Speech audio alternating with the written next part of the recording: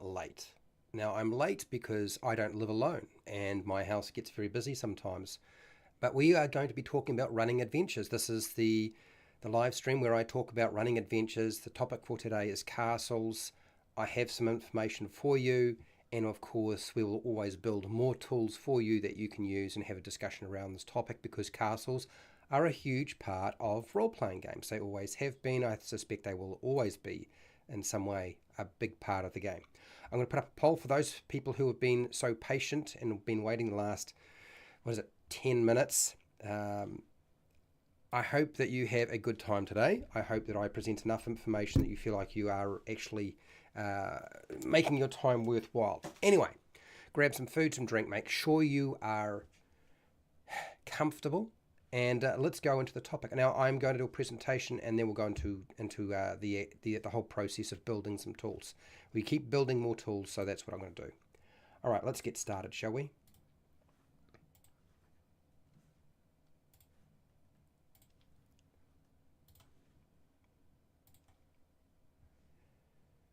Hi, welcome to How to RPG. My name is Fred Wheeler, and today I want to talk about role-playing games. Oh my gosh, that's right, we're going to talk about running adventures. Running adventures is one of the, I guess, my favorite discussion topic, but castles is one of those topics that we talk about.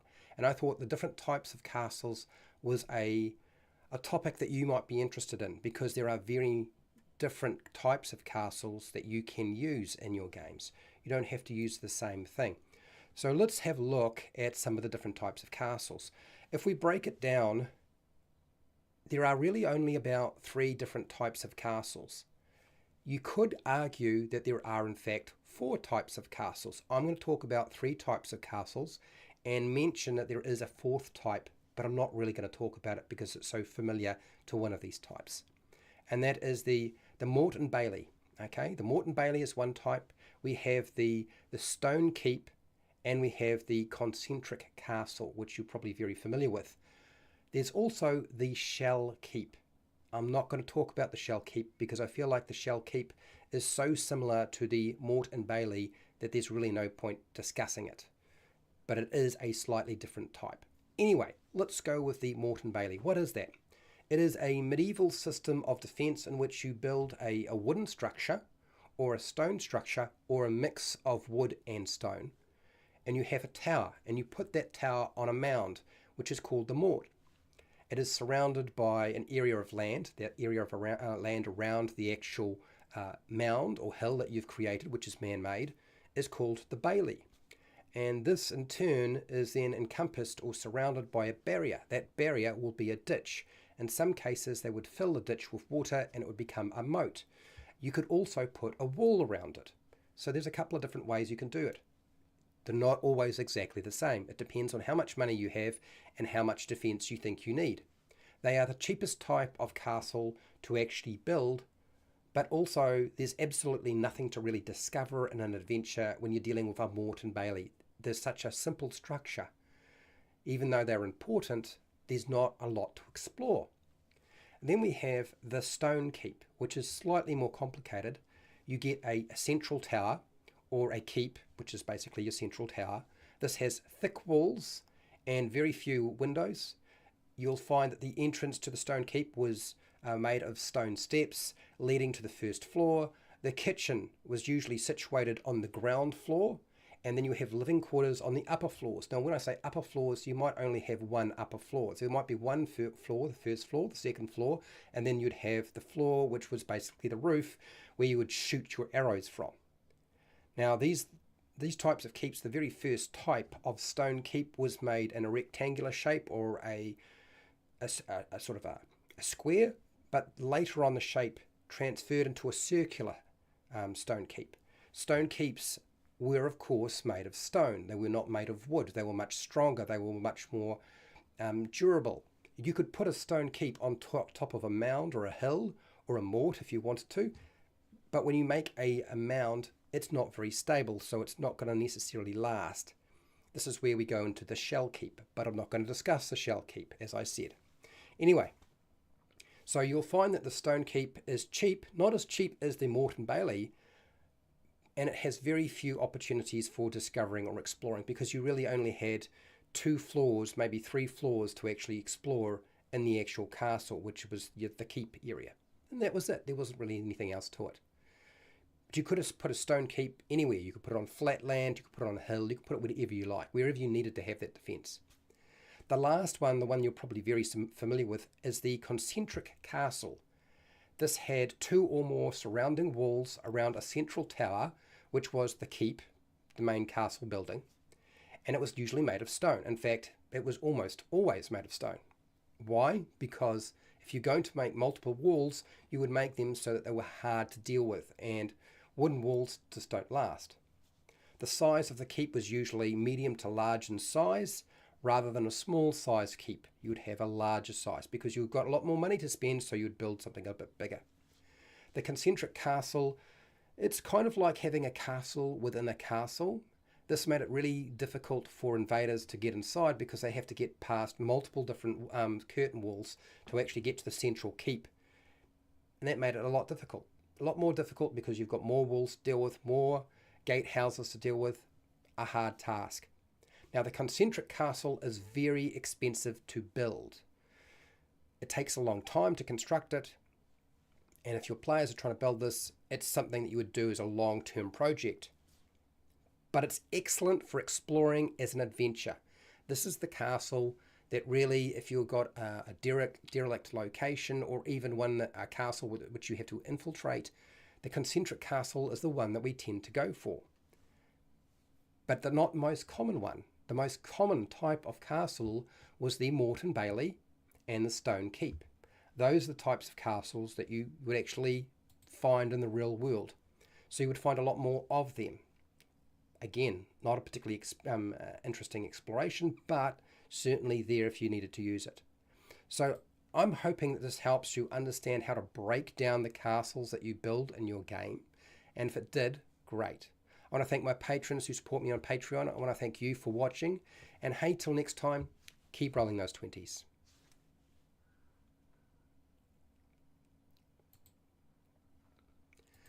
Okay, short and sweet. So I have quite deliberately made this short and sweet and not got into a huge amount of detail in an endeavour to ensure that whatever recording I do or edited content that I make is less than 8 minutes.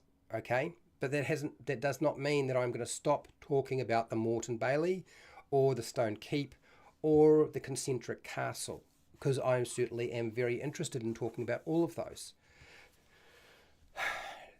The question is, what is it that you need to know, or what do you want to know? And I guess for a lot of you is like, how expensive are these things to build? Now, depending on your system, it's going to vary. If you were playing Dungeons and Dragons 4e, then the Dungeon Master Guide does have some guidance around the type of castle you're probably dealing with. The first thing I would like to point out is that your Moat and Bailey, okay, where you have your castle on a man-made mound, is still relatively cheap. And then the next one down is still basically just a tower. What you'll find is that most castles are just a tower. It's just a stone tower or maybe a wooden tower. Stone towers obviously being more preferred because they're harder to get through, okay? And it was really common for them to really only have 2 levels and to have only 1 room. Like the Great Hall for a stone keep might simply consist of a set of stone stairs leading up to a door, which was reinforced, was hard to get through. And then when you open that door, it would just lead into a big open area. There would be a fireplace, an access point, stairs or a ladder leading up to the next floor. And then the next floor would have your living quarters for probably those of you who were, for your nobility, for those of you, whoever owned the castle, their living quarters might be there. Now, servants, if you had any servants and there was space to do so, because these castles weren't that big, they were probably going to sleep in the grand hall down the bottom in what was basically used as the kitchen area and the dining area. The lower floor was the dining area and the kitchen all in one. But at night, when it was not used for preparing food and wasn't used for banqueting or dinner, then or meals, then it was being used to sleep in, and that would be straw on the ground, things like that. Very basic. So when you see a movie or a depiction of a castle, and you'll think, oh, that castle doesn't look like a castle, or this castle does look like a castle. Surprisingly, castles were very, very simple. They weren't that complicated. And the reason being is they were so expensive to make. They're not made like today. Like a building made today out of concrete hasn't got a chance of survival, okay? Compared to the kind of construction that they were doing back in the day. You know, in the medieval time, the construction of a castle was intended to survive physical attack. So somebody was going to try to ram it. Somebody was going to try to hurl stones and rocks at it. Somebody was going to try to burn it down. So modern construction, whether it's made of concrete or wood or some other product, could not possibly keep up with the kind of destruction that generally you were dealing in the medieval age. Things were made to last hundreds of years. The idea being that you would pass the castle down to your children if you were nobility. So you needed to make something that would last and continue to last, and then there was upkeep to it. Hello, Phil. How are you doing? So when you think of a castle and you think about the medieval ages and you think in terms of the types of castles that you've seen, quite often the castles that you have seen are luxurious locations. They're not really real castles. They weren't really constructed to deal with attack and assault. A lot of those castles over time have really got fallen apart because they weren't nice to live in. Castles were not necessarily that pleasant to live in. Hello, Fred Huber. How are you doing? Fred Huber is a patron. Nice to have you. So it's funny to think that in my day and age, the buildings that they construct now, in 100 years or 200 years, none of those buildings, not a skerrick of that building will exist. Doesn't matter what it's made out of. Doesn't matter whether it's got iron in it or steel in it. It's going to fall apart. There will be nothing there. Whereas some of the older buildings that were made during the medieval time would last longer. Can you imagine something that has been made hundreds, thousands of years ago is going to last longer than the stuff we make now? So when you think of a castle, please do not think in terms of modern construction. Modern construction is kind of shite. One of the interesting things, now, I don't know if you know this, but one of the things they found with a stone castle or a stone wall, so if you have a stone keep or you have a stone wall, when you hurl a rock at it or fire a cannonball at it, or you hurl a rock with a trebuchet or catapult, whatever, and it hits the outside wall of a stone keep or a stone wall, just the curtain wall. The curtain wall is the outside wall, the protective wall, and then inside you would have your keep if you have a curtain wall. Well, the interesting thing about that is that a full solid rock wall will crack. It's actually very vulnerable to destruction. And it's hard to repair. You can't repair it easily. So what they would do is stone walls or stone keeps would be made out of bricks. And what was great about bricks is it would spread the damage. The damage was not quite as severe. And you could replace bricks later on once the assault was finished. It was much easier to repair. So they actually replaced the idea of having just a solid rock wall, which was just in one piece that was carved out.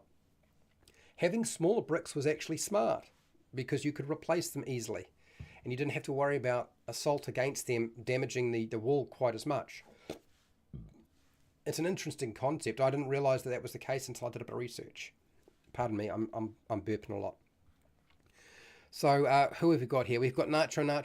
Hello, Nitro Man. Nitro Man is a patron. Thanks for showing up. Tabletop role-playing game castles need anti-air defenses. So we've talked about this before, Fred Huber, and I agree. They do, and that's certainly That's certainly a topic we've discussed more than a few times. Now, I want to see what type of castles that you are creating and thinking about. So, what type of castles do you prefer? Mort and Bailey is actually one of the least favourite, and I understand, but it's also probably the most common one. The Stone Keep, probably the most 45% of you, rather than 9%. Use that, okay. And then the Concentric Castle, only 27% of you, yet that is the one that can be easily explored.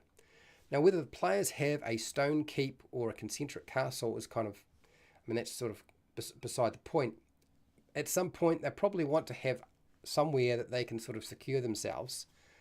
But when you go and explore a location, you probably want the Concentric Castle because the keep, the central tower will be larger. There'll be various buildings within the stone walls for the curtain wall and the various baileys that have dividing walls. There'll be other buildings as well that they can explore. Something that you can't really do with a Mort and Bailey or with your Stone Keep, particularly the Stone Keep. You might have like a firewood box on the outside or a firewood shack on the outside to provide firewood. But you have to be careful about that sort of thing because somebody could just pile all that stuff up and then light it up. And if it's sitting right next to your keep, then of course that just makes it easier to burn it down, doesn't it? What do you got here? Hello, Derp. Derp is also a patron. Thanks for showing up. Is this about historic castles or fantasy castles? So Derp, we start with historic and we lead into fantasy castles. Let's get real. Ultimately, we're dealing with a role-playing game. We're dealing with fantasy. I know some of you like to keep your stuff historic and some of you want to go fantasy. So we always start with historic and we lead into fantasy. If you take some of the concepts that have been used historically, it makes it much easier to build something that makes sense in a fantasy world. But it's only a jumping point, right? So, rifled barrels for cannons made the brick obsolete. Yes, that to a large degree that's true. Rifle shell penetrates brick almost like it's butter. That's true. So, there were ways of dealing with that though. Like cannons were always going to be able to smash through a wall, but they don't do well if they have to fire into dirt. So if you have an embankment that the cannon has to sort of fire through to get to the wall, that makes it more difficult. Anyway, Griffin cavalry, good air defense. Fair enough. Okay, so let's go to what we've been working on in the past, and I thought I would at least sort of start with this and then and move on to some of the other topics that you want to talk about, which is everything to do with castles, right? Okay, so let's do that. I am going to open up my phone so that I can see what's going on in the chat. Hopefully that will be all right. Yes. Okay, we're doing good. So get rid of this, open this up. Is this going to work? Or is the internet down again today? It might be down again on my phone. If it is, that's going to be a problem. Anyway, we're going to just move forward. I'll check the chat in a second.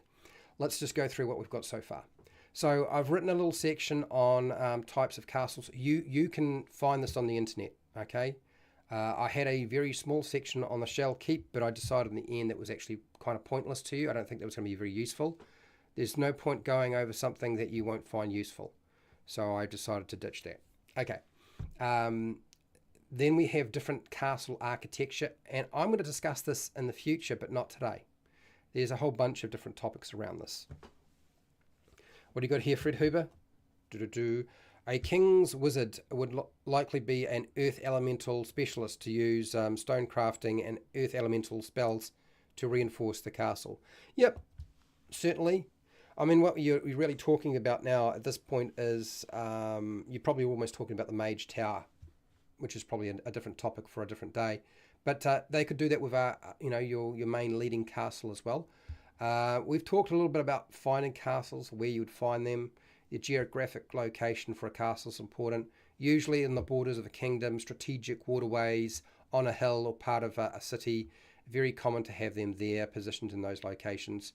And of course, establishing a wooden fort before you build your castle was also quite common, because you could put them up fast, you could make it, it was cheap, and you could use the resources from the fort once the castle was mostly built. So that was also helpful. Infiltrating, I haven't talked a lot about that, but we do have a little bit of information on that.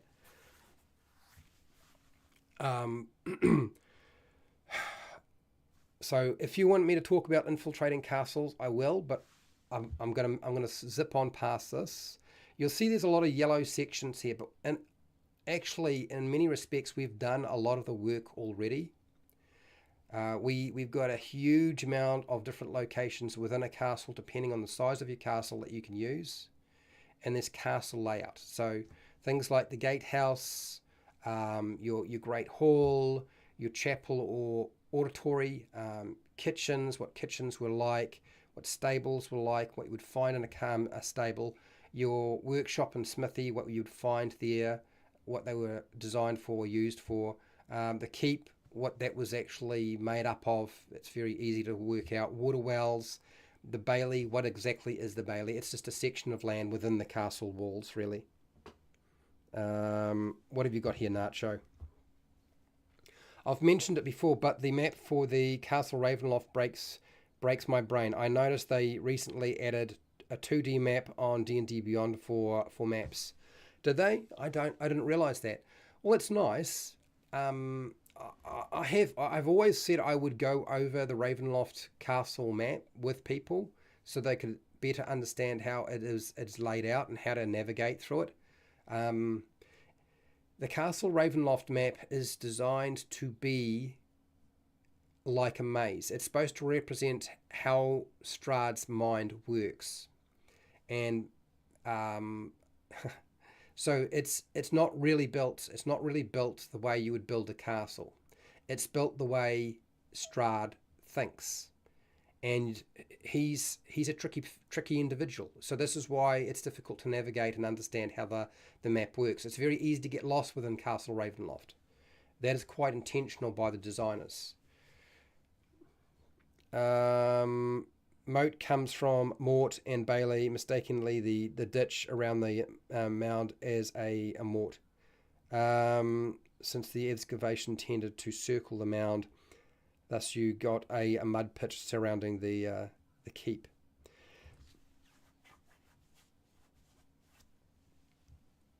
Okay. Yeah. Look, if you study that map, you can get your head around it. It does not make it any easier for somebody new to navigate it. I totally get it. I totally understand that. So towers, we kind of discussed towers, what the curtain wall was, what its purpose was, dungeons, and I've done a whole thing on dungeons. We had we actually talked about the torture chamber and dungeons and what they were used for, what you would find there. We did a whole bunch of information on torture chambers, just basic notes, execution chambers, what they were used for. The oubliettes, which is basically a place where you leave somebody to die, dehydrate, starve. The moat, the Barbican, pantry, larder. There are still a few things we haven't filled in. So I haven't really talked about drawing rooms, dining rooms, bedrooms, storage rooms, ballrooms. Ballrooms are very easy to sort of cover, actually. Libraries, bathrooms with tubs, cellars, lavatory or garderobe, which is basically a place to do your business. That's right, use a toilet. Ice house. You wouldn't normally have an ice house unless you had a really large castle. The solar room. We've broken down what you would find there. The bower room, I haven't covered that. Portcullis we have. The throne room, what you would find in the throne room. The buttery, we've actually covered the buttery quite a few times. I've got a bit of information, what you would find there, what that's used for. Wardrobes, what else was there? The bottlery. The bottlery is exactly what it sounds like. It's a place to stick your piss, okay? The casement and what that was used for. Place of arms, which is basically where you would have your troops assemble. The undercroft, depending on your size, you don't necessarily have all of these things. War rooms or map rooms, we haven't discussed that much. Kennels, dovecots, which was a big thing back in the day. Dovecots, aviaries were sort of another extension of that. Dovecots had a different purpose. So yes, we have covered a lot of different things, and I believe that people want me to cover more stuff. I did discuss the construction process for small castles, large castles, and I don't know that I included the fortified tower. And the fortified tower is probably the one you're going to use the most, actually. So I probably should include that as well, and a breakdown as to how to do that. So small castles, this is all 5e stuff, right? 50,000 gold pieces, takes 60 days. Cost of maintenance, I think 100 gold pieces per day, which is 3,000 gold pieces per month. And then your profit margins, I gave you a formula, which was basically saying 25% of the maintenance cost. You can calculate this. I always say 20% to 30% is probably what your profit margin will be on a castle of that size, depending on the land that's surrounding it. Okay.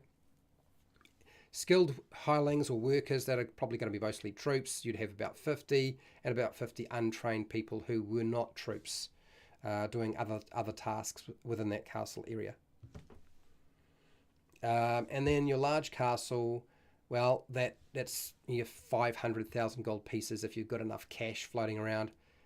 1,200 days to build. Maintenance cost is 400 gold pieces, but monthly is what you really want, which is 12,000 gold pieces. So you don't have to worry about tracking all this. All you got to do is when a month passes, you figure out how much profit they made.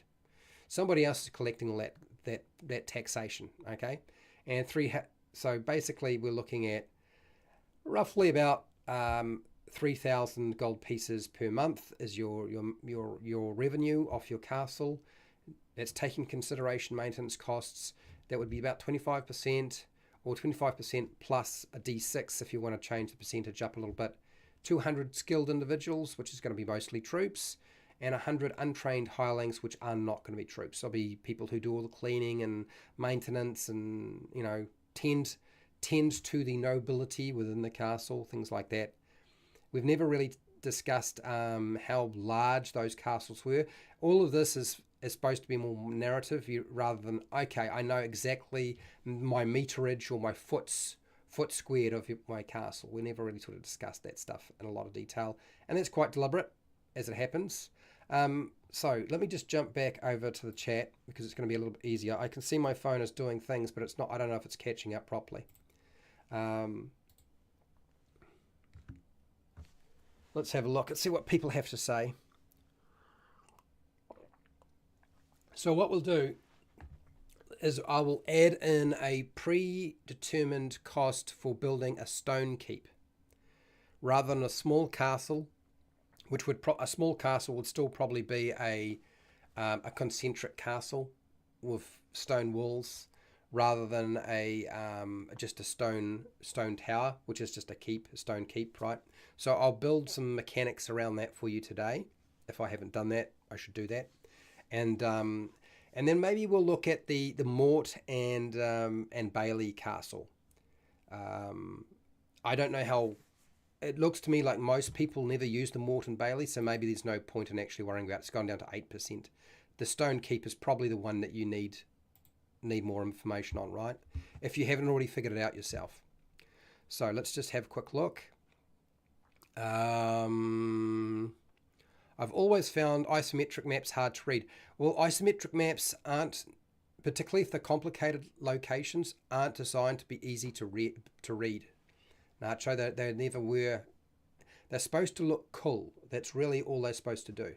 They do help you give an idea, an understanding of verticality. Things being up, things being down. So that dimension along the y-axis, I guess you might say, is important for an isometric map. But not all maps work that way. And with a castle, if you're using a stone castle, you probably only have 3 levels. First level, second level, where the first level is going to be your great hall, where you do your cooking, you dine, and maybe some of your servants sleep. And then the next level is going to be sleeping quarters. And then above that is going to be the open rooftop, where you will shoot down from battlements, I can't say it. I'm burping so much. There's so much gas going on. From your battlements and your fortifications to anybody who's attacking that castle location. So you don't need to have that many maps to be able to draw that up. It's pretty easy. Esper has a video on drawing the isometric map that might help you understand them. Yeah, I still don't know that it'll necessarily help you understand Castle Ravenloft. A bouncy castle has that's an ooze. Well, that's an interesting idea. Why not? A porcelain throne. That is a mimic. Right, okay, so you're talking about a toilet that's a mimic. Of course. The building is keeping the hunting hawks and falcons. Moors. The building for keeping hunting hawks and falcons. Is that a thing? I don't know if I've heard of that before. What is a moors? Is this a real thing, or is this something that you've created? I believe Fred is pretty good at figuring stuff out and got a good understanding of historical stuff. What have we got here? Moors. British says.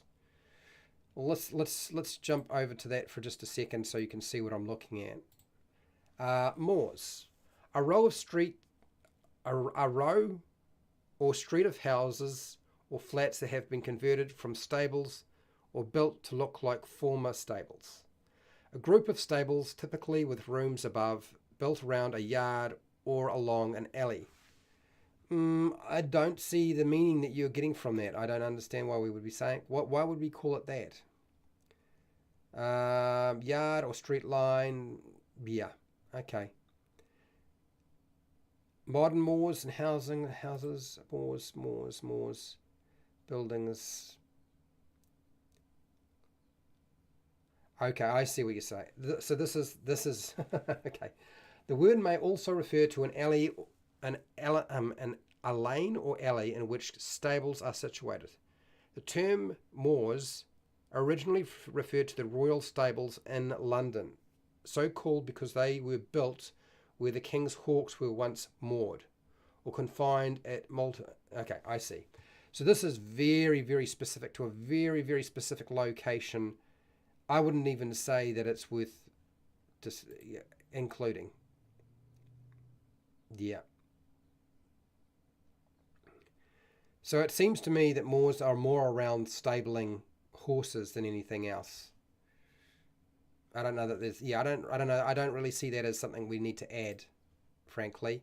Just because London, England had moors in a tiny fraction of our history, who gives a rat's ass? And I hate to say it, my ancestors are from there, but I don't care about that sort of stuff myself. It's an interesting idea, but yeah, no, I don't. I think we'll leave that alone. Okay, what else we got here? Never forget the castle cats. They are necessary to control the rodent population.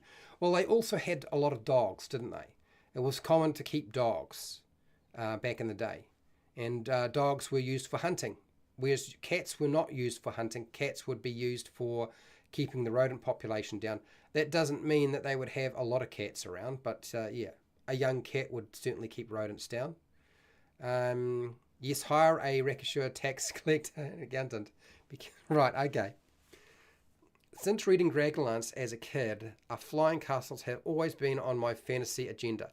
So Nacho Man, let's talk about flying castles. Because I'm talking about normal castles, and flying castles are something that I have a bit of experience with because I've used them a few times. Yeah, why not? Yeah. Portable hawk moors. Space.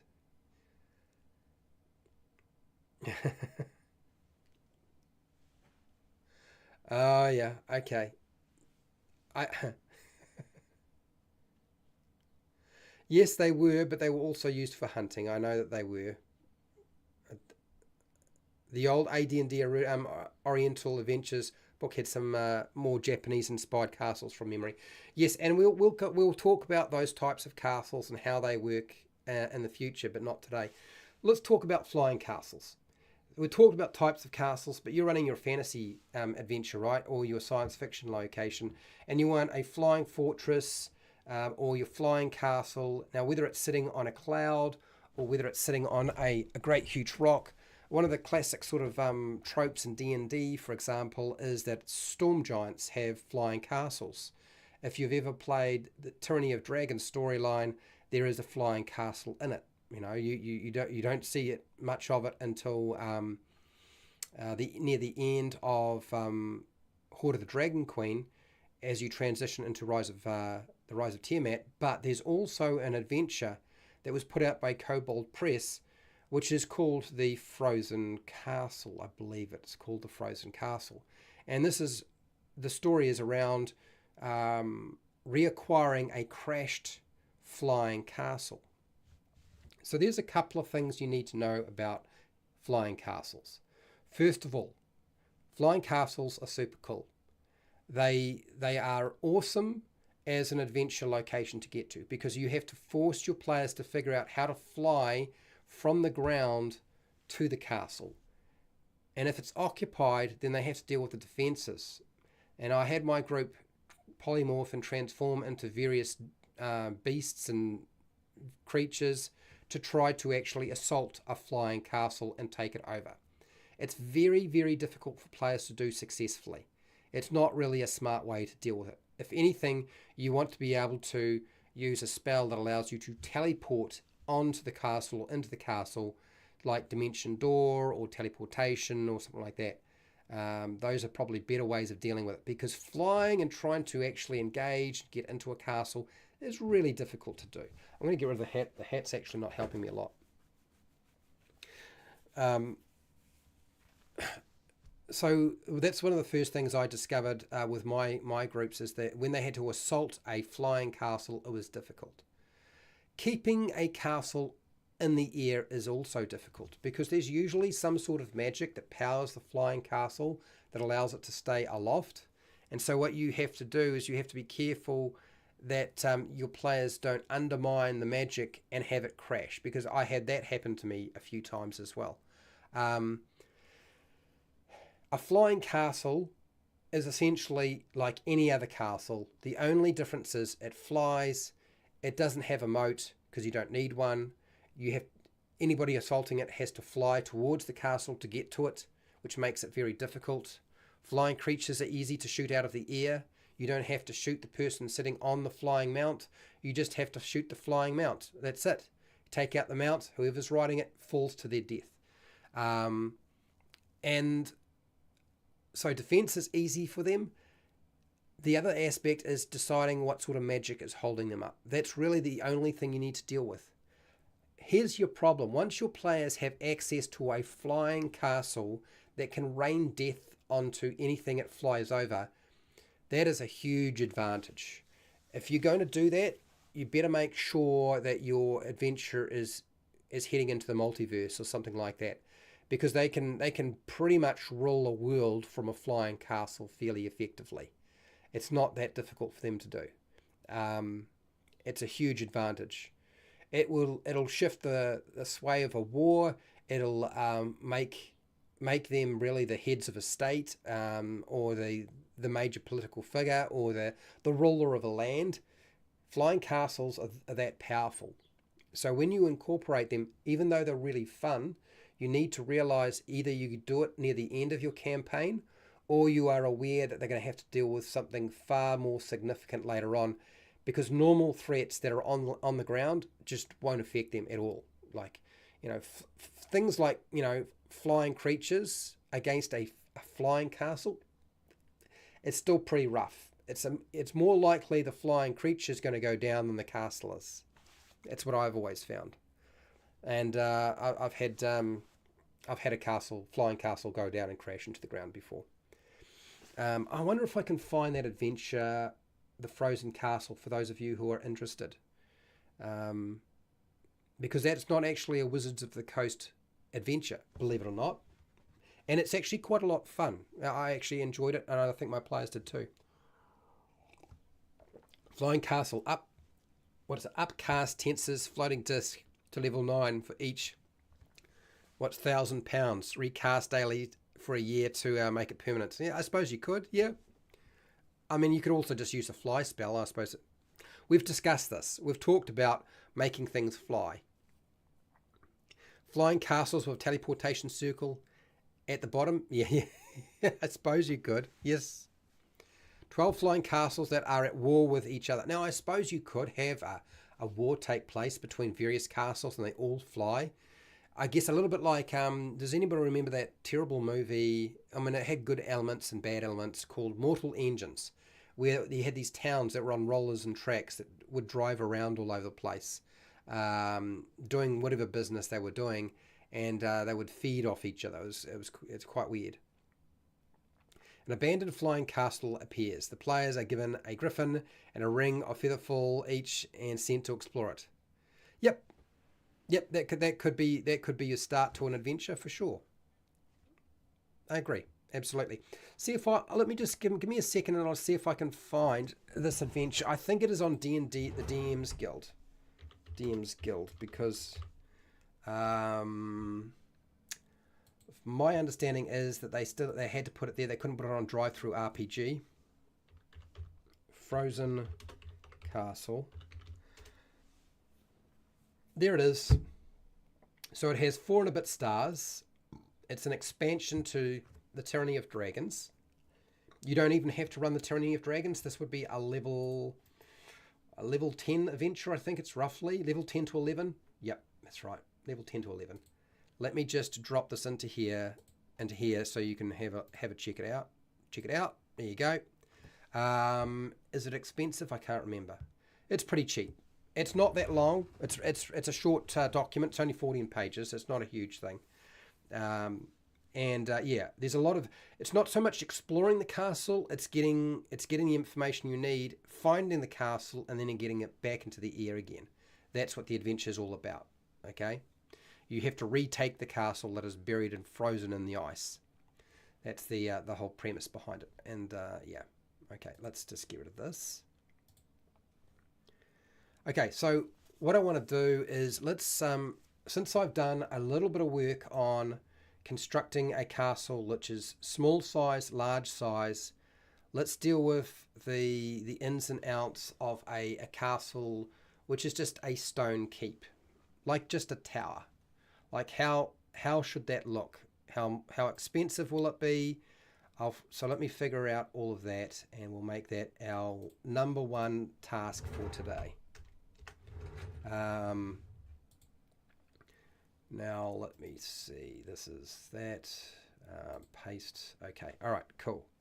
Now I'm going to just take my glasses off, eyes to sort of adjust, and then we just need to be able to pluck in or plop in the various information that is required for that. And I believe I do have a document ready to go for that. Because we covered, I actually covered, Strongholds not that long ago. And we talked about like the different sort of costs for doing that and how long it would take. And I mean, most of that's already been figured out for you. I think one of the benefits of 5e and the designers, it was a smart idea to say, okay, instead of figuring out the cost of every wall section or every part of the castle and building your own thing, I'm sure there are lots of people who are really into that sort of stuff. I have one player in my group who likes doing that sort of thing, but I don't think everybody wants that level of complexity. They just want to know how much it's going to cost, how long it's going to cost, and what can it do. And that's cool. That's fine. There's nothing wrong with that. I think that's a legitimate way to think in terms of what I want to do. So,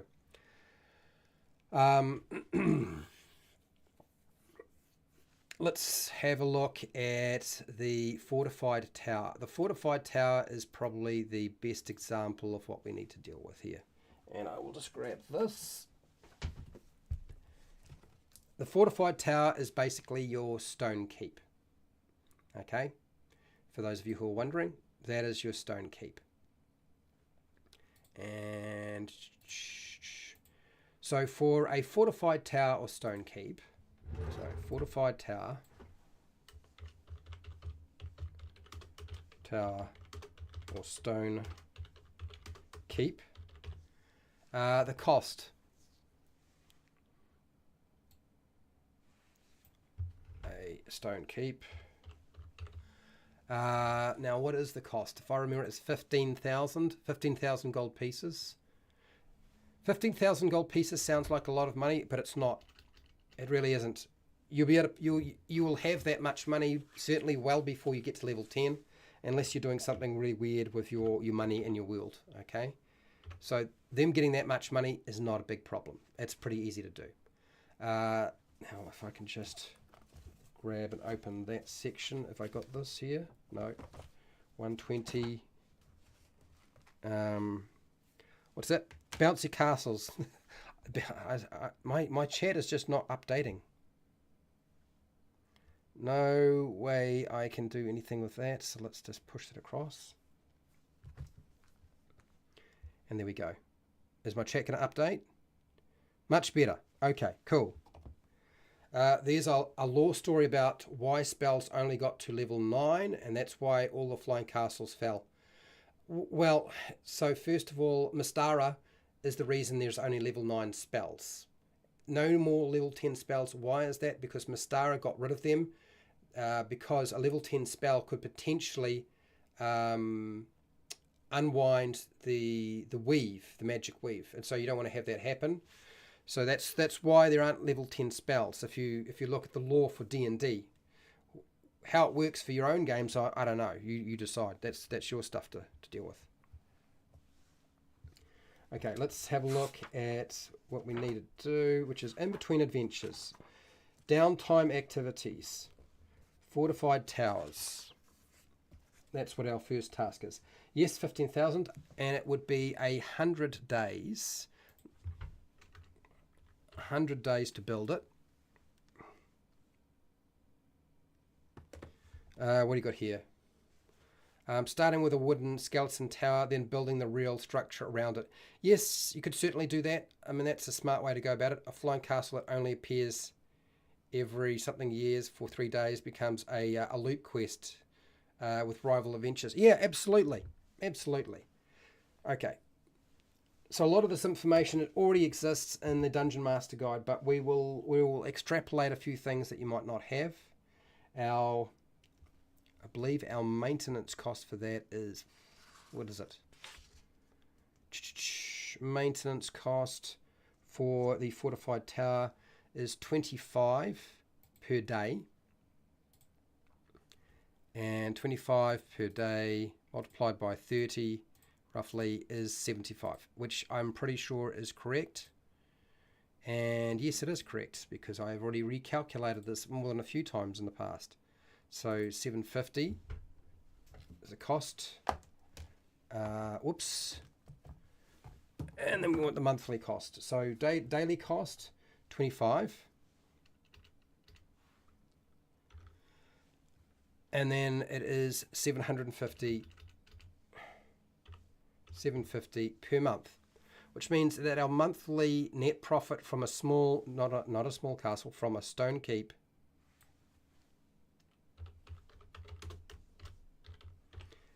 let's remember we are dealing with a stone keep, not something else,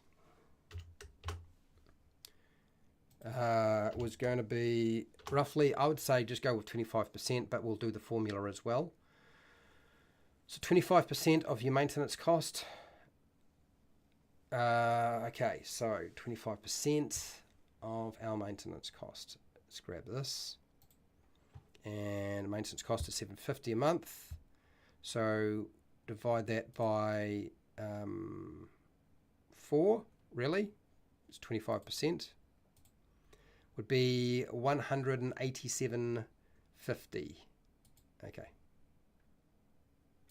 So 187. Let's just round down. 187. 0.5 gold pieces.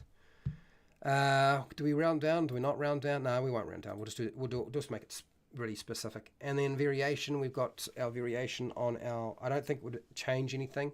The expected profit off a stone keep, or the expected profit off a small castle or a large castle or a concentric castle, I don't think it would be very different.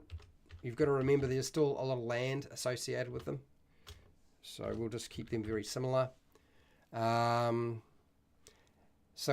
our stone keep, which is our fortified tower, stone keep, will have a certain number of individuals who are skilled and not skilled.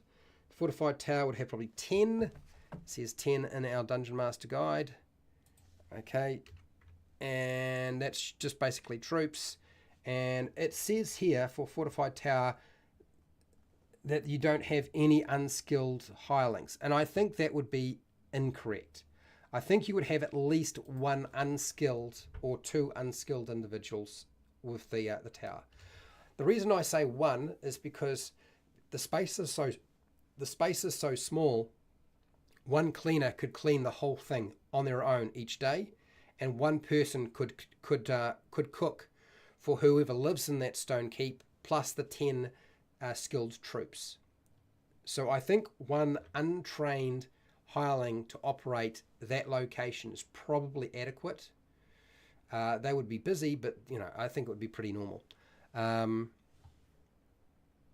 we don't need to necessarily know the area, because again, we're going to just use that as a that's just going to be a, what do you call it, a narrative aspect of it. So that is your fortified tower. So I'm going to just jump over and show you what it looks like. Okay, so this is extrapolated from D&D 5e. So our stone tower or fortified tower, which is what that would be, 15,000 gold pieces, takes 100 days to actually put it together. Okay, and the cost of maintenance, and you'll probably construct a wooden structure before you did the stone structure. The cost of maintenance is not 25, not 125. It's 25 gold pieces per day, or 750 gold pieces per day.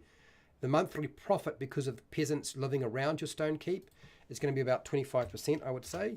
And so that means you get 187 gold plus 5 silver pieces as profit. Okay, that's your profit margin. And you don't have to worry about doing anything else. It's very, very simple. Every month you just say, okay, guys, you get 187 gold pieces and 5 silver pieces. That's your profit. Now you can have a variation, which is 25% plus 1d6. We have 10 skilled trained troops, one untrained person to do the cleaning and the cooking each day, and that is it. You may have a roll around, so your untrained hireling, there might be 2. One might work a crossover shift, or they might one's working, one's not working, and they just change over so that there's always somebody there to do their task. And that's it. You don't need to do very much. This is probably the key thing you're going to wind up using. So if you wanted all the maths behind it, it's done for you. Okay. All right, let's get away from this. Let's go back to chat for a second, and I think there's a couple other things I need to fix up, so I will. I need a drink of water.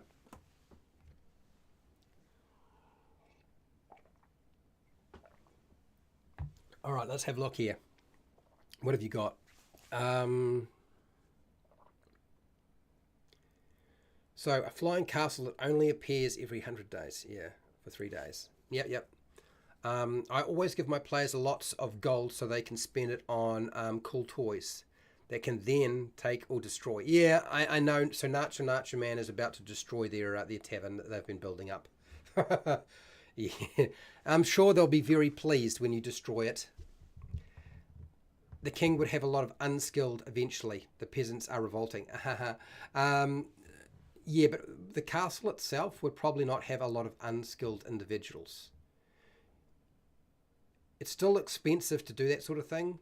I think one untrained individual is probably adequate to do pretty much everything you need to do. Do you know what I mean? You think about a keep. A stone keep is probably only consisting of 2 rooms. Your main room on the bottom floor, and the top floor, which will be sleeping quarters for the nobility, and then the roof section. Well, what are you going to do? You don't need to really clean that. Do you know what I mean? It's going to be exposed to the weather, so there will be no point. So really, all I'll be doing is cutting firewood, and cooking food, and cleaning 2 rooms. And then any assistance that the nobility need in terms of dressing and so forth, if you're dealing with that sort of stuff, or bathing, I'm sure they can squeeze that in. Yeah. Okay. Anyway, because remember, your peasantry need to work the land and make money for the nobility if you're thinking that way. Right, stone keeps are obviously a big factor. Right, so let's. I want to actually just fix up some of the other things that I got here, and build out a few more things before we run out of time, which we've pretty much done. I've just about run out of time already. So small castle. And actually, let's just actually. I think the numbers on this is incorrect. I think I may have miscalculated this for a small castle. So let's fix the small castle. Your small castle would still be a concentric castle, people. It's not just a stone tower, okay? It's not just a Moreton Bailey. It's 50,000 gold pieces to build a small castle. So thinking in terms of small castle and that sort of that size. I know in the book it says here on page 128, it says here keep or small castle. Yeah, I think you'll find that this is still going to have a curtain wall of some kind. So how long does it take to build? Well, it says it's actually 400 days, not 60 days, which is probably a more appropriate, 400 days. The maintenance cost per day, and we've got the price correct, so that's good. And then our maintenance cost for our small castle is, where is it? This is on page 127, isn't it? Small castles, it is 100, so that's correct, which means it would be 3,000. Yep, 3,000 per month. The monthly net profit from the small castle, 25% of the maintenance cost, which would be, yes, that looks correct to me, 750 gold pieces, which is a good take. In terms of the number of individuals that your small castle has, 50 trained and 50 untrained seems fine. I'm not going to worry about that. Not too concerned. Let's just bold these up here a little bit so they're a little bit easier to see. Bold. Small castle. Bold. I wonder how I managed to get a little error in there. I've done this so many times before. You'd think I know this off by heart, but no, I don't. Not in the middle of a line stream. Okay, so the large castle, which is definitely a concentric castle and would be significant in size, where you could add all sorts of things like an ice house and a dovecot and blah, blah, blah, blah, blah. Large castle or fortress. Large castle fortress. So we're dealing with 200 skilled, 100 unskilled. The maintenance cost is 400 gold pieces per day, and that's 1,200 gold pieces per month. That seems correct. And I believe that our time frames around that are also correct, which is large castle, where are you? 500,000 gold pieces and 1,200 days to build. So that's all correct. That's good. Cool. Awesome. That's done. All right.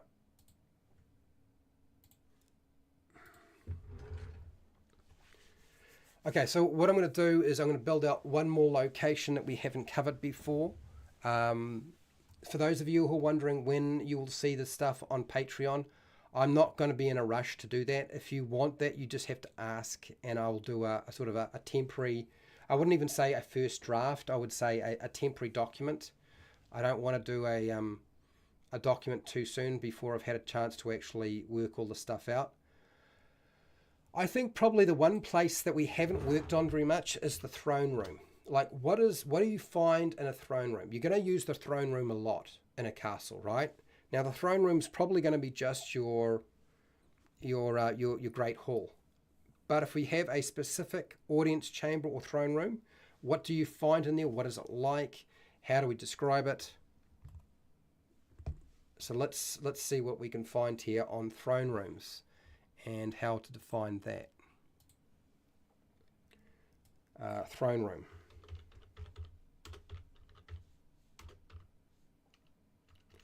So we need a definition of our throne room. So a throne room or throne hall is the room often referred to as a hall in the official residence of the crown, either a palace or a fortified castle. So the throne room's not necessarily in the castle, but it could be. It could be the palace, where the throne of the senior figure is set with elaborate blah blah blah blah blah. So let's see if we can break this down a little bit more. A chamber usually containing a throne used by a sovereign for audiences. The location of actual power or authority as in a particular government or business organization. So really we just need that first part, and then we need to decide what we need to stick in it. What do you find in a throne room? And probably the easiest way to deal with that is to look at real life ones. Chamber usually containing a throne used by a sovereign for audiences. So we just need to populate it. What do you find in a throne room? Hashtag no. What do you find? What is in a throne room? Looks like that's people have looked at, yeah. People have asked this before. That's not very much. That's not going to help you.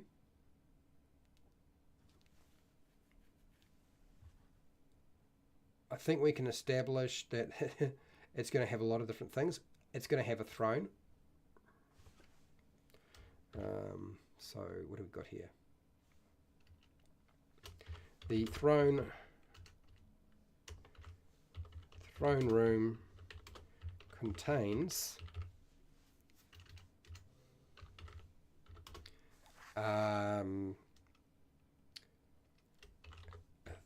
throne. We need to put in a few other things as well. One of the common things to put into a castle are rugs or carpet. Not so much carpet, but at least a rug. Castles were cold, so you needed to have those sorts of things, otherwise it was freezing. So a throne would have that. It would have rugs, tapestries. The reason for putting tapestries on the walls is the walls would get really cold, so you needed to soften things up and actually keep the heat in. Tapestries were used as like insulation. Tapestries. I think is that spelt right? Don't know. Tapestries. Chandelier. You could find a chandelier. Chandelier.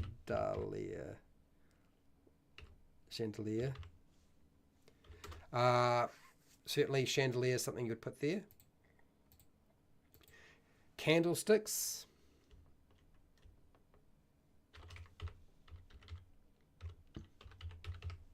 You'd use candlesticks if you didn't have like a chandelier, because you needed a light source. You needed to be able to light the area, so candlesticks would be a thing. And there's another name for it.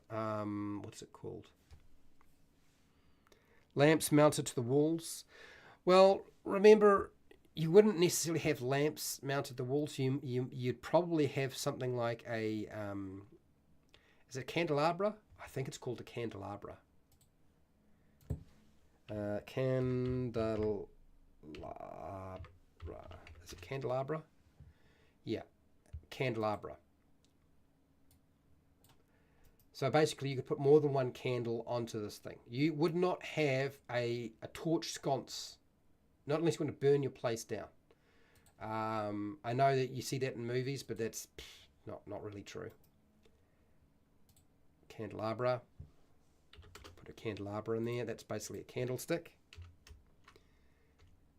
Let's go. Candlesticks, which is just candelabra. So bracket, candelabra. Okay, cool. What else would you find in your throne room? Swords and shields. Yes, decorative things. There's always going to be a show of power, right? So swords and shields on the walls.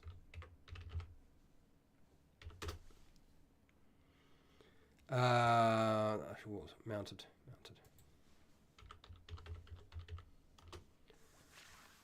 In some cases, some of the stuff would be functional, some of it wouldn't be functional. Okay, so we have that. What else do we need to put into our throne room?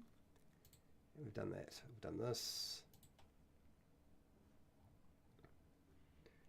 Images. Um,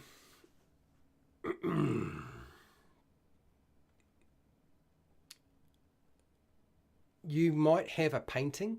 It wouldn't necessarily be unusual to have a painting, particularly of the monarchy or their family. So a family or personal painting.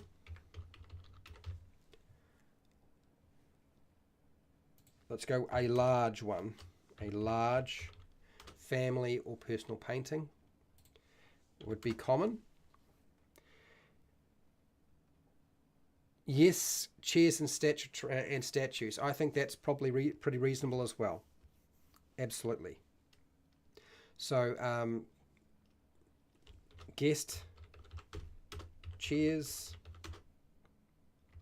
and we want statues of important individuals. Okay, we're doing pretty well with our throne room. Our throne room is starting to build out into something. What else do we need to include here in terms of the throne room? Mirrors.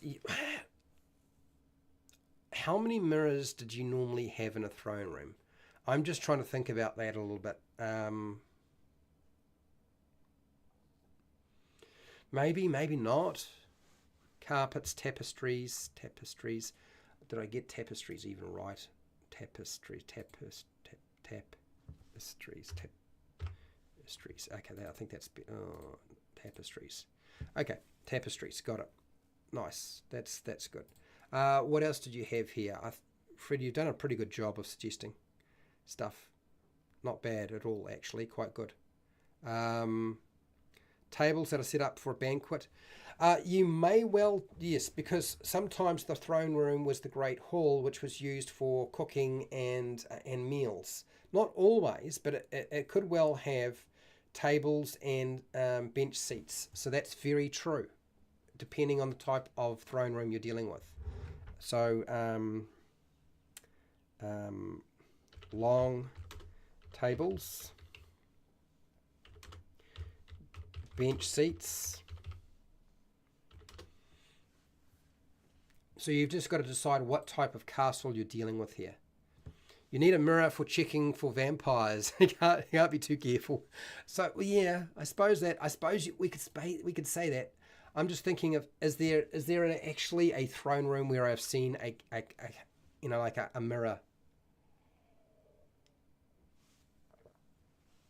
I can't think of too many that have a mirror in them.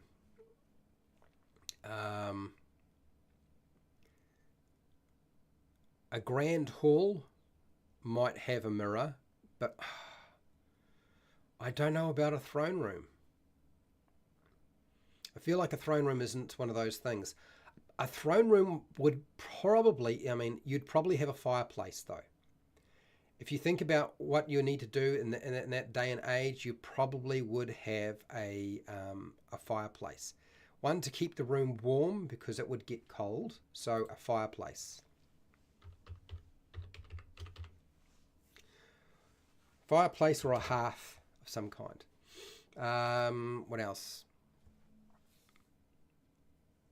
Yes, exactly. For heating and for cooking. Well, look, your fantasy world, your fantasy castle can include a mirror. I'm not sure that I want to put it in there as a standard thing you would find in your throne room. If you decide to stick a mirror in there, that's really completely up to you. I'm just trying to think about what are the usual things you find in a throne room that would be a major factor of that location. As long as we get the basic things so that people don't have to figure it out themselves and the work is done for them, that's what I'm really aiming for in the first place, right? I think we've got all the things that we need. I think that's got pretty much all the things that we need. I don't think there's anything else that needs to be covered. Those are the general things that you would have in your throne room, and that'd be about it, I think. So let's just and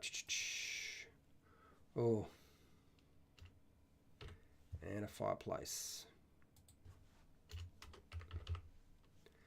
Okay, so this is what I've filled out for today.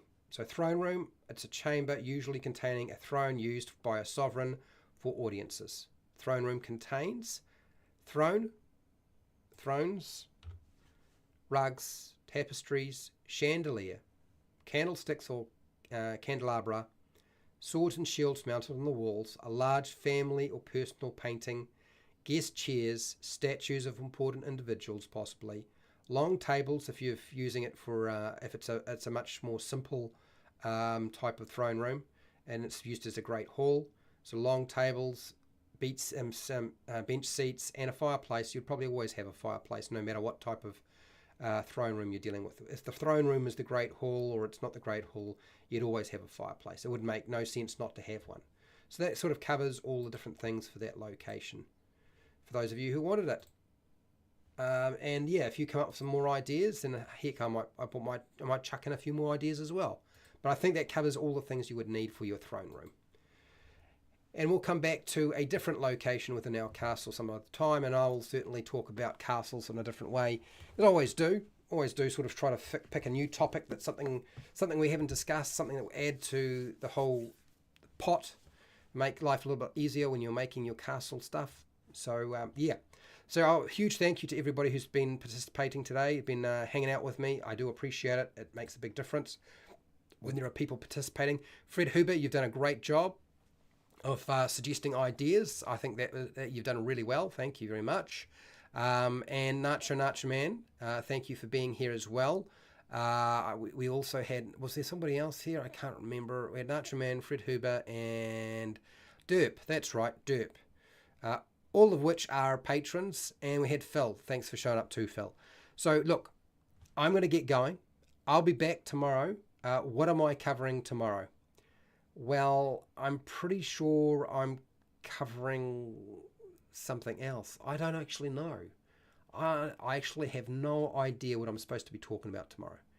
I don't think I need to worry about what I'm talking about tomorrow, because usually I've got stuff already prepped and ready to go for Game Master preparation.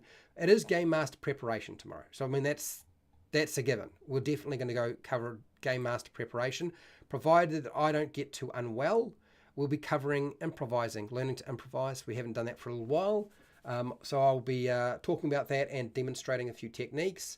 And then we'll talk about the monster lore for the Dobo Dam, which is a creature from Esper's Emporium of Esoterica. We'll be creating a character called the Gutterborn Scum for Morkbork after the next day after. And the next day after that, we're going to hopefully go over the basic combat mechanics for Shadow Dark.